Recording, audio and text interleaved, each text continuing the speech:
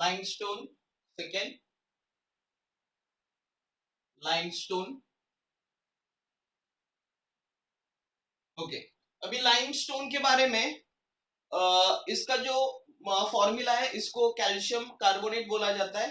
So write down CaCO3 which is also called as a calcium carbonate, calcium carbonate, calcium carbonate। Reaction कैसी होगी, जैसे हमने अभी देखा, calcium hydroxide, calcium hydroxide plus carbon dioxide gives CaCO3, calcium carbonate plus water, plus water. देखो ये हमें prepare करने की ज्यादातर जरूरत नहीं होती क्योंकि ये बहुत सारी क्वांटिटी में मिलता है, लेकिन अगर लैब में बनाना है तो कैल्शियम हाइड्रोक्साइड में कार्बन डाइऑक्साइड गैस पास करो तो हमें मिल जाएगा calcium carbonate plus water. What are the applications? Okay, so uses क्या है, लिखो। Uses, used in making of marbles, making making of marbles, जो हमारे फर्श होते हैं जो अभी चमक रहे हैं। ओके, हाँ, आपके घरों में फर्श जो होते हैं, ठीक है, तो वो मार्बल्स से बने होते हैं। तो ये मार्बल्स मतलब कैल्शियम कार्बोनेट ही होता है। Next, it is used in the extraction of metal. Next, extraction of metal, metal के एक्सट्रैक्शन में यूज किया जाता है। एक्सट्रैक्शन ऑफ मेटल्स, मेटल का एक्सट्रैक्शन मतलब क्या होता है? देखो, कोई भी, जैसे मैंने बताया था आप लोगों को याद है या नहीं है, लेकिन मैंने बताया था कि जब भी कोई मेटल मिलता है, जमीन में से मिलता है, तो वो एक ओर के फॉर्म में मिलता है, इम्प्योर के फॉर्म में मिलता है। ऐसा नहीं है, कुछ गोल्ड सिल्वर और प्लैटिनम छोड़ के बाकी जो मेटल है वो प्योर फॉर्म में नहीं मिलते, वो इम्प्योर फॉर्म में मिलते हैं। हमें क्या करना होता है, उनकी केमिकल रिएक्शंस करनी होती है, उनसे जो इम्प्योरिटीज है, मतलब ऑक्साइड के फॉर्म में मिलेंगे या फिर हाइड्रोक्साइड के फॉर्म में मिलेंगे, बहुत सारे कॉम्बिनेशन में वो मिल जाएंगे। तो उस मेथड को कहा जाता है एक्सट्रैक्शन ऑफ मेटल्स। ठीक है, तो मेटल बाजू में निकालने के लिए जो भी उनके ओर है, सो उनसे एक्सट्रैक्ट करने के लिए इसका कैल्शियम कार्बोनेट का यूज होता है। उसको मेटलर्जी भी बोलते हैं। Next, third third it is use N antacid, it is used N antacid. Okay, आप लोगों ने देखा होगा कि जब भी हमें एसिडिटी होती है तो हम एंटासिड का एक सिरप लेते हैं या फिर टैबलेट लेते हैं। तो आपने कभी देखा है तो जो एंटासिड होता है उसमें कैल्शियम कार्बोनेट होता है। ठीक है, so this is a very simple compound and very simple explanation about this limestone, which is also called as a calcium carbonate. So it can be prepared by calcium hydroxide plus carbon dioxide, then form calcium carbonate plus water. It is used in the making of marbles, extraction of metals, and third one, it is used as a antacid. So this is all about the limestone. Now the third important compound is the plaster of Paris. So write down the heading, plaster of Paris. Third important compound is the plaster of Paris. सब लोग लिख रहे हैं, yes or no?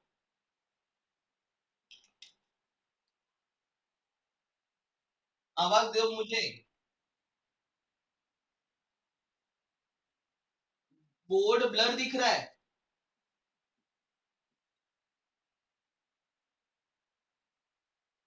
हाँ हाँ हाँ, okay, plaster of Paris, ठीक है। ओके, उसका फॉर्मूला देखो, CaSO4 dot half H2O, water content, calcium sulfate.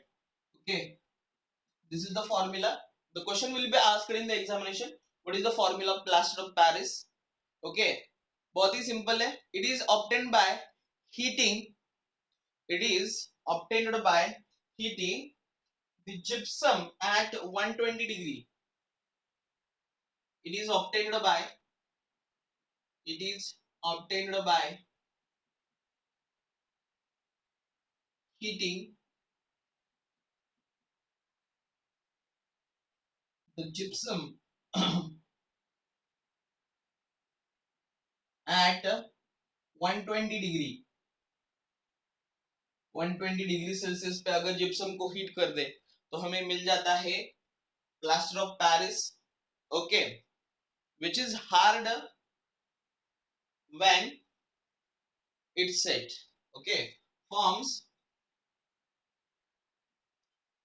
It form hard या फिर it becomes hard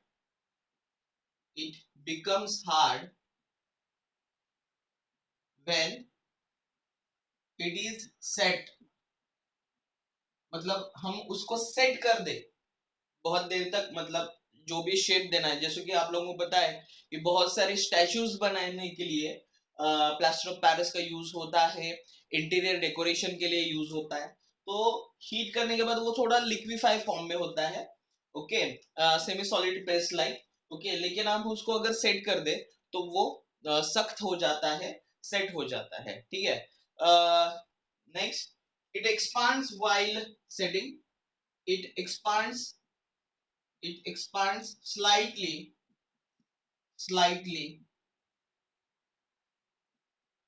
while setting. जब हम उसको सेट करते हैं तो वो थोड़ा एक्सपांड हो जाता है.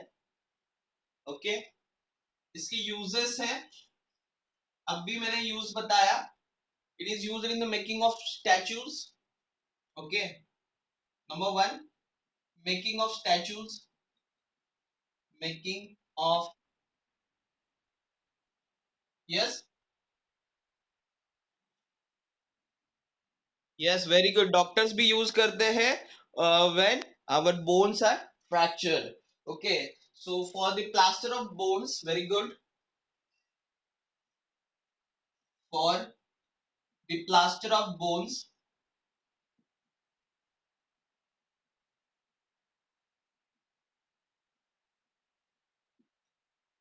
Next, for the home decoration, for home decorations, home decorations.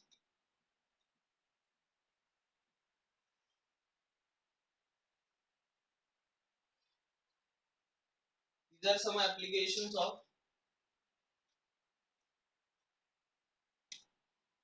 POP, plaster of Paris.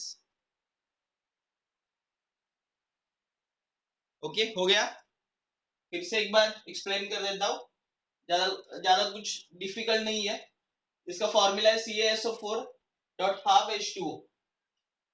It is obtained by heating the gypsum at 120 degree Celsius. Gypsum को अगर हम 120 डिग्री सेल्सियस पे हीट कर, gypsum is allotrope of the calcium, gypsum and Epson होता है. ठीक है. So it becomes it becomes when it becomes hard.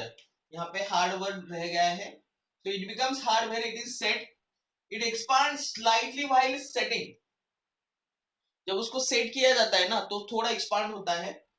Making of statues, for making of the plaster of Paris. Okay, for the home plaster of bones. Okay, and for the home decorations. Okay, समझ में आया? Yes, समझ में आ रहा है कि नहीं? जल्दी से बोलो yes or no. Okay, thank you. हाँ, चलो last the compound of calcium, the cement, which is also called as a Portland cement. Fourth most important cement, जो कि हम उसको बहुत अच्छे से तरह जानते हैं,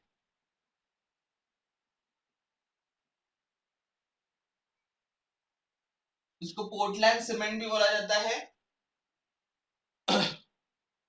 ये यूज किया जाता है mostly for the as a building material. Okay, building जो बनाना है तो उसको हम एज अ बहुत ही इंपॉर्टेंट कंपाउंड है. बिना सीमेंट के हम कंस्ट्रक्शन तो नहीं कर सकते. ठीक है. So most important building material, write down, it is most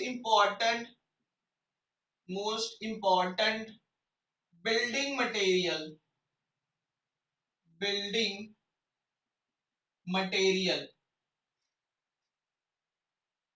इसमें होता क्या है, जो सीमेंट है इसमें क्या क्या होता है, ठीक है। सो कंटेंट्स लिखेंगे हम।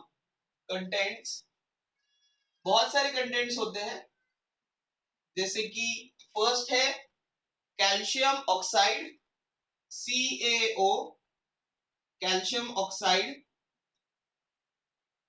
Calcium oxide. नेक्स्ट है SiO2, silicon dioxide, which is also called as a silica, which is also called as a silica. Next Al2O3, Al2O3, which is also called as the alumina, which is also called as the alumina. Next MgO, magnesium oxide, magnesium,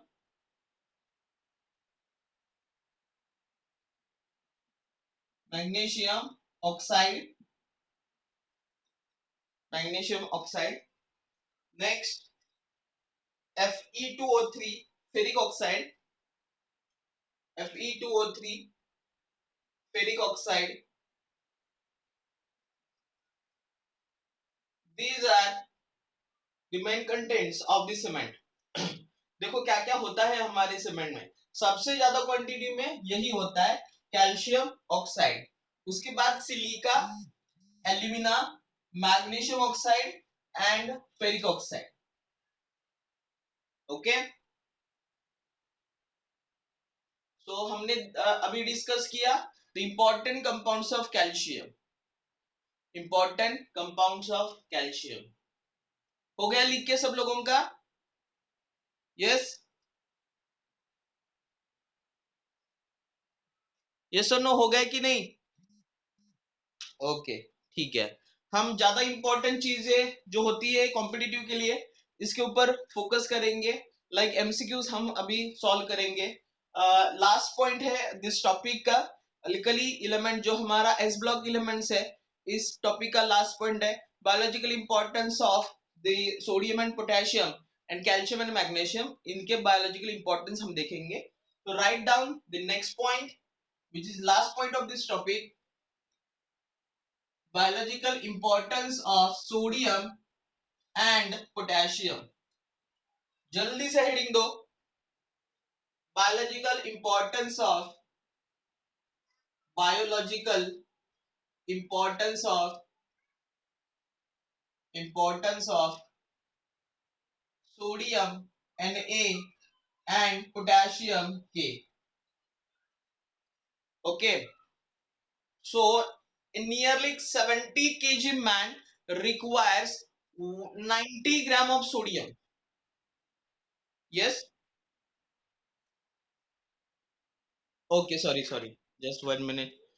हाँ,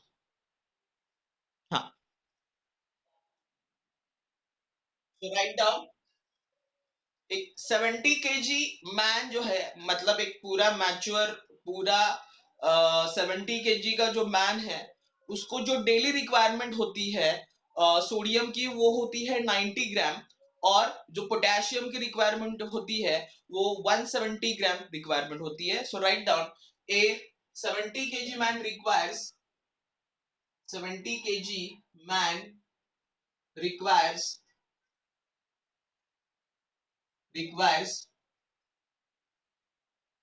90 gram of sodium, 90 gram of Na and 170 gram of K, 170 gram of K। Potassium उसको 170 gram daily requirement है, daily requirement, daily इतना जाना ही चाहिए। Okay, next they are strongly soluble in water. हमारी body की जो इलेक्ट्रोलाइट्स होते हैं इनमें स्ट्रांगली सोल्यूबल है। सो दे आर, मतलब sodium and potassium, they are strongly soluble in water,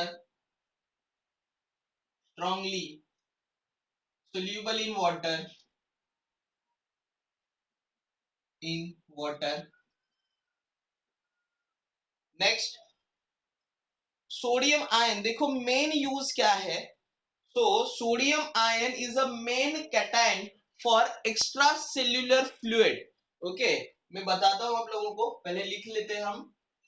sodium ion मतलब जो Na+ आयन होता है, sodium ion Na+ is the main cation, is the main cation कहां पे होता है? Main cation of extra cellular fluid in animals, of extra cellular fluid in animals. जो cell के बाहर जो फ्लूइड होता है उसको उसको बोला जाता है एक्स्ट्रा सेल्यूलर फ्लूइड। ओके, तो वहां पे सोडियम जो है वो मेन है, वहां पे मेन रोल वो प्ले कर देता है। ठीक है, तो वहां पे वो बहुत जरूरी है। Next, sodium is important for the maintaining the blood pressure. आप लोगों ने सुना होगा कि ज्यादा नमक खाने से ब्लड प्रेशर बढ़ता है। ओके, लेकिन कुछ लोग ऐसे होते हैं कि उनका ब्लड प्रेशर डाउन भी हो जाता है, मतलब लो बीपी का उनका उन लोगों को प्रॉब्लम होता है, तो उस कंडीशन में उनको सोडियम क्लोराइड दिया जाता है। ठीक है, तो ऐसे नहीं है कि ज्यादा खाएंगे या कम खाएंगे, कम खाएंगे तो ही प्रॉब्लम है, ज्यादा खाएंगे तो भी प्रॉब्लम है। ठीक है, तो जो सोडियम है वो अगर हम लिमिटेड क्वांटिटी में लेते हैं, अच्छे से हमारा डाइट होता है, तो लिमिटेड क्वांटिटी में है तो बहुत जरूरी है, क्योंकि जो ब्लड प्रेशर मेंटेन करने के लिए, जो ये पर्टिकुलरली लो बीपी वालों के लिए है, कि अगर बीपी लो हो जाता है तो sodium is an important requirement. So write down sodium is important, sodium is important for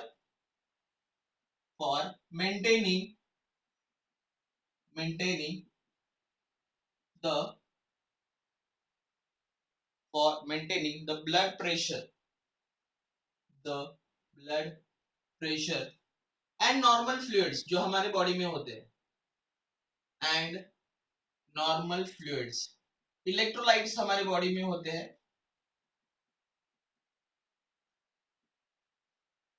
okay, next, sodium and potassium maintain nerve impulse in the nerve fibres. बहुत ही इंपॉर्टेंट यूज है ये। Sodium and potassium potassium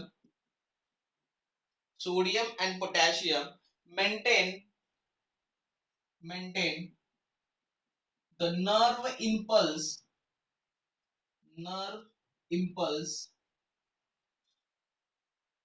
in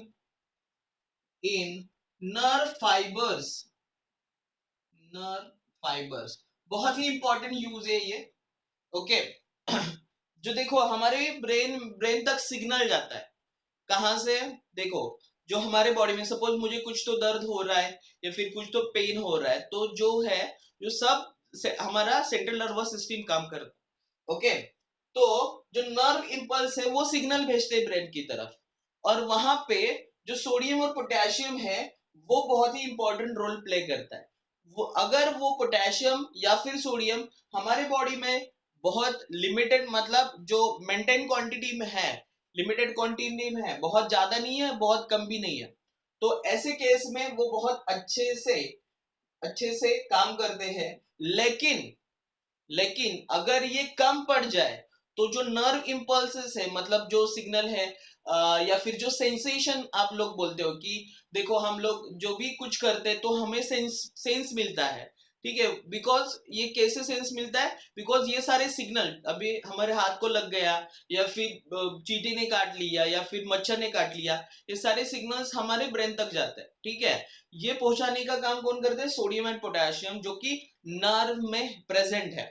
ठीक है, तो अगर ये limited quantity में नहीं है, उससे कम है, तो क्या हो जाता है? जो सेंसेशन है वो कम पड़ जाता है। ठीक है, तो ये बहुत ही इंपॉर्टेंट रोल हमारे बॉडी में प्ले करता है। कौन? Sodium and potassium. ठीक है, बहुत ही इंपॉर्टेंट रोल प्ले है।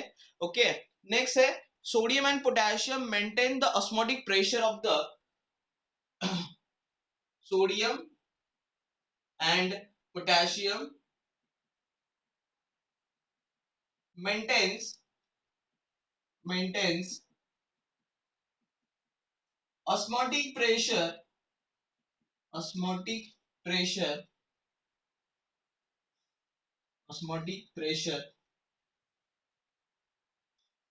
on either side of cell wall, on either side of cell wall, either side of cell wall.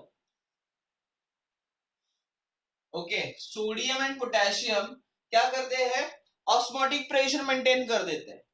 अभी ये ऑस्मोटिक प्रेशर क्या है वो डिटेल में आप लोगों को 12th में आएगा, लेकिन एक एक प्रेशर होता है जिससे क्या होता है, जो सेल को जो न्यूट्रिएंट्स मिल जाते हैं, ओके, उसी मेम्ब्रेन से मिल जाते हैं, एक सेमी परमेएबल मेम्ब्रेन होता है, ठीक है। तो सोडियम एंड पोटेशियम वो क्या कर देते हैं, ऑस्मोटिक प्रेशर मेंटेन कर देते हैं on either side of the cell wall. मतलब बाहर भी प्रेशर मेंटेन करना होता है और अंदर भी प्रेशर मेंटेन करना होता है, ठीक है। तो वो ऑस्मोटिक प्रेशर मेंटेन करने का काम कौन करता है, sodium and potassium. Next, sodium and potassium are Na and K used for smooth working of muscles, smooth working of muscles, working of muscles, जो हमारे मसल्स मूवमेंट करते हैं, ओके, जो उनका स्मूथ वर्किंग होता है, हमें हम हाथ हिलाते हैं या फिर चलते हैं तो हमारे मसल्स का मूवमेंट होता है, तो स्मूथ वर्किंग होता है, तो स्मूथ वर्किंग हो जाए इसीलिए सोडियम और पोटेशियम इंपॉर्टेंट है। तो बहुत सारी इंपॉर्टेंट रोल हमारे बॉडी में प्ले कर देते हैं, तो इसीलिए हमारे बॉडी में सोडियम और पोटेशियम बहुत अच्छे क्वांटिटी में चाहिए। ओके, जो सोडियम है तो हमें नमक से मिल जाएगा, लेकिन पोटेशियम है इसके लिए आपको फ्लावर या फिर गोभी, ओके, या फिर बनाना, वो रिच सोर्स है। पालक होता है वो रिच सोर्स है पोटेशियम के, तो आपको ये जरूर खाना है, क्योंकि हमारा जो देखो न्यूरोमस्कुलर जो वर्क है, बहुत इंपॉर्टेंट न्यूरोमस्कुलर वर्क है, वो पोटेशियम के ऊपर डिपेंड है।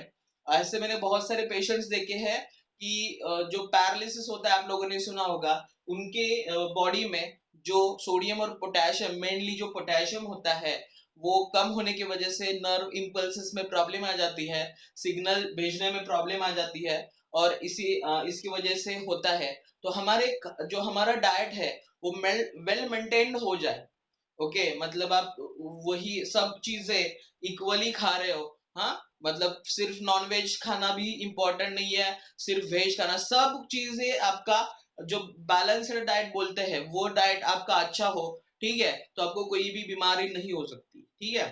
तो ये सारे इंपॉर्टेंट यूजेस है सोडियम एंड पोटेशियम के, ठीक है।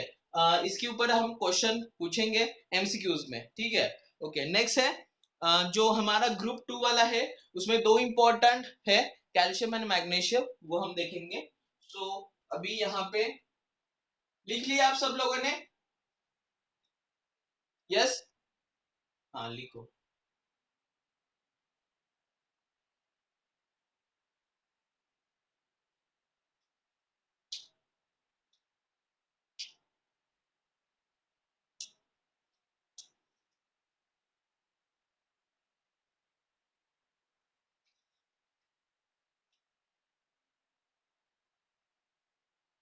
हो गया,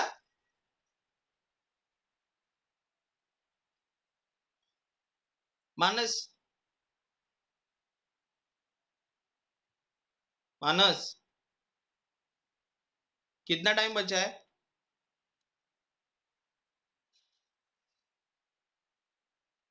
लिखो daily requirement, daily requirement,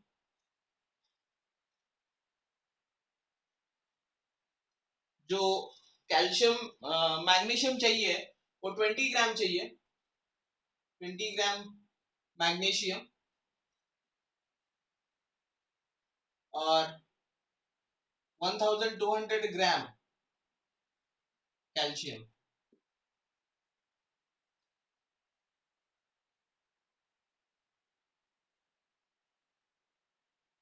okay, not the daily requirement, sorry, adult body contains, adult body contains,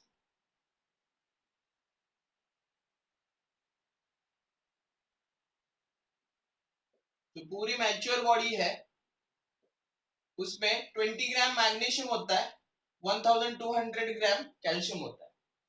जो क्लोरोफिल पता है ना आप लोगों को, जो प्लांट्स है वो फोटोसिंथेसिस कर देते हैं, ओके, तो वहां पे फोटोसिंथेसिस करने के लिए क्लोरोफिल होता है। आपका बायोलॉजी मेरे से अच्छा होगा। तो क्लोरोफिल में जो मेन कंटेंट है वो है magnesium. So write down, chlorophyll mainly contains magnesium, chlorophyll mainly contains magnesium. ATP, adenosine triphosphate, okay, requires magnesium as a cofactor, requires magnesium as a cofactor. Next, calcium तो बहुत ही important है। Calcium needed for bones and teeth, okay, calcium needed for bones and teeth। आप लोगों ने सुना होगा कि जो मिल्क होता है, दूध, ओके, उसमें कैल्शियम बहुत ज्यादा क्वांटिटी में होता है, ठीक है। तो हमारे बॉडी के लिए मिल्क, जो मिल्क हम लेते हैं वो इम्पोर्टेंट क्यों है? क्योंकि मिल्क में ज्यादा क्वांटिटी में कैल्शियम होता है, okay.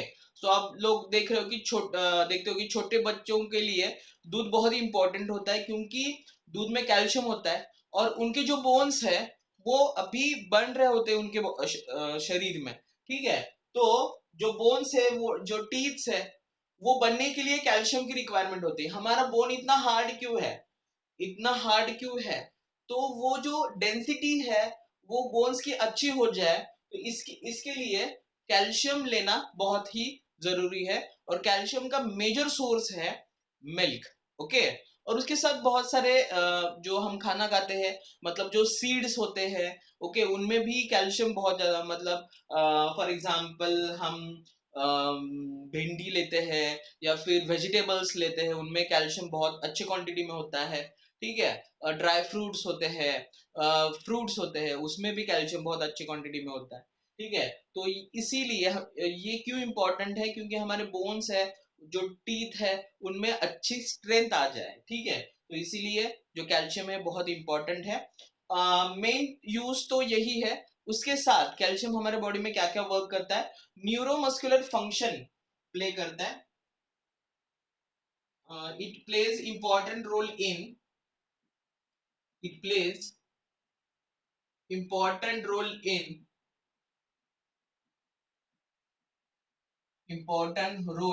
in neuromuscular function, number one, neuromuscular function।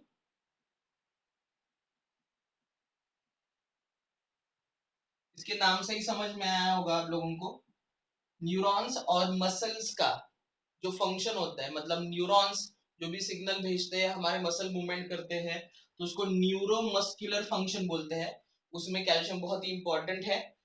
Calcium is a part of cell membrane. So cell membrane, cell membrane में बहुत इंपॉर्टेंट रोल प्ले करता है, ओके। ब्लड कोआगुलेशन में, blood coagulation, blood coagulation, blood coagulation, देखो जब भी हमें चोट लगती है, ठीक है, तो ब्लड निकलने लगता है, तो वो रुकना चाहिए, वो कोआगुलेट होना चाहिए अगर वो एयर के कांटेक्ट में आ जाए या फिर एटमॉस्फेयर के कांटेक्ट में आ जाए, नहीं तो हमारा ब्लड कंटिन्यूअसली क्या हो जाएगा, निकल जाएगा बॉडी से, तो वो रुकेगा नहीं। ओके, तो जब भी आप लोग देखते हो कि जब भी हमारा हाथ कट जाता है, कुछ तो उंगली कट जाती है, तो क्या होता है कि थोड़ी देर तक क्या होता है कि खून निकलने लगता है, फिर बाद में क्या हो जाता है, वो वहां पे जम जाता है। तो वो इम्पोर्टेंट है, वो होना चाहिए। अगर वो नहीं हो पाए तो पूरा खून है आपके बॉडी का, बहुत ज्यादा खून निकल जाएगा।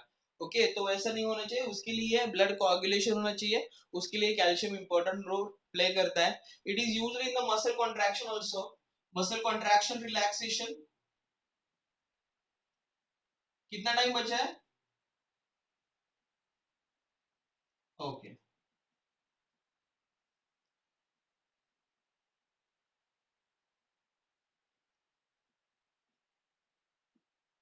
Muscle contraction and relaxation.